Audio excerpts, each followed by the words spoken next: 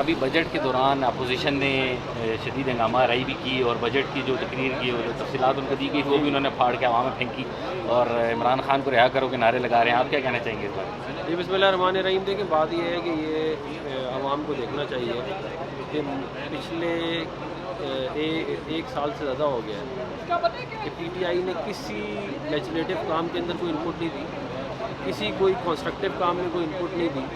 कोई उनकी आपके इतने सारे जो है वो मेंबरान हैं सेनेट में, नेशनल असेंबली में, कोई आपकी कंस्ट्रक्टिव ये तो कोई बात नहीं है कि आप बस एक ही एजेंडा है कि इमरान खान को बाहर निकालो। भाई वो 190 मिलियन पाउंड की करप्शन ना करता तो बाहर होता, अपनी गलतियों की वजह से अंदर गया उसको, वरना फिर आप इस तरह करें करप्शन अलाउ कर दें, सभी फिर सब माल बनाए बैठ गए, हम भी बनाए फिर।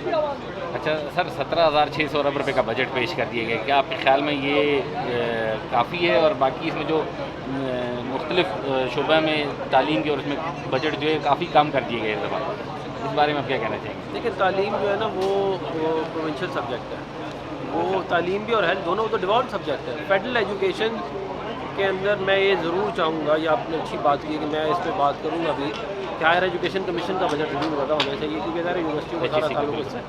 तो वो मैं इसके ऊपर ज़रूर हम अपनी इनपुट देंगे इंशाल्लाह।